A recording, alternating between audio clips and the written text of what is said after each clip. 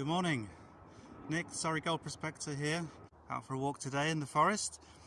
It's late winter and I came across a path with a slope and some sunlight, so I can't resist doing a bit of rock hounding and see if I can find some quartz crystals. It's a bit too dark in the winter often to spot crystals, but luckily there's a slope there and it just lines up exactly with the sun. See what I can find.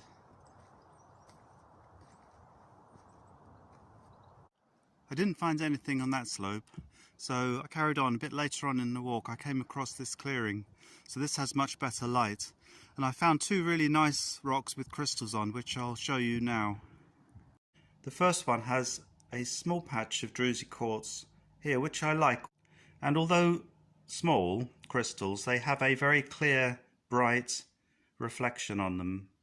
And the second stone I really like, because not only does it have some very clear larger quartz crystals on it,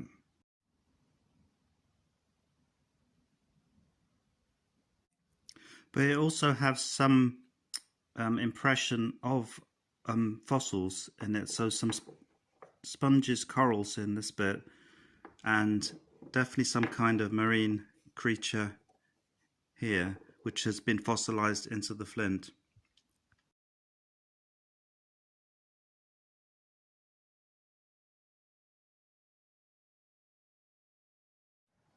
So I've come back here a couple of weeks later. It's the start of spring, just at the start of March, and it's a bright, really sunny day, so really good weather for finding these crystals.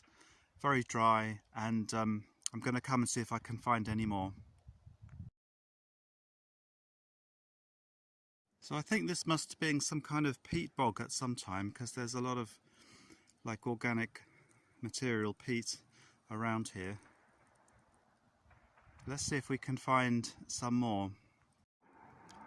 So pretty much straight away I find this rock, the lovely piece of Druzy on there. It's really big, but it's a heavy rock and I don't think I can take that back, so that's going to have to stay.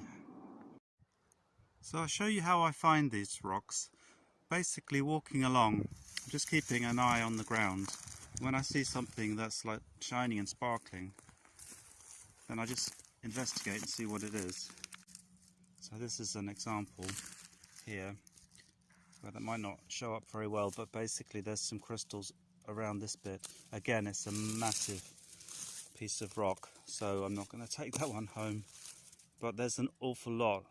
Oh yeah, there's a really nice little kind of a geode almost in here with crystals in it, and then some more around this side as well, but that's heavy, so I have to leave that here unfortunately.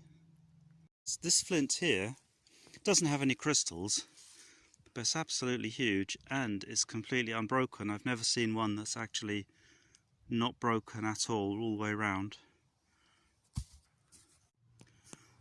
So I don't know what to do about this one, I really don't, because there are some really nice crystals here in the geode that I was showing you, but then further along there's some more crystals here, and I turn it over on its side and there are some more in the side pockets there, and then on the back there's some there, and there's some in this pocket there as well.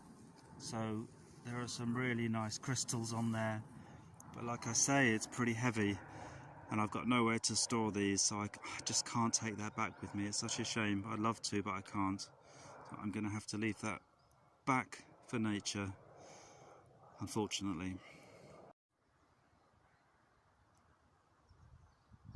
Then I changed my mind and I came back and had a look at it. As I look further, I can see more and more crystals on it, more and more pockets of crystals. It's absolutely covered in crystals. And so I thought, well, I don't know what I'm going to do with it, but I will take it home and clean it up and take a closer look at it. Excuse the sounds in the background, that's the British Army training.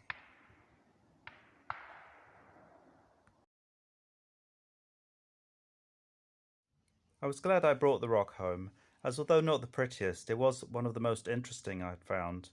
with about 20 small pockets of quartz crystals on it.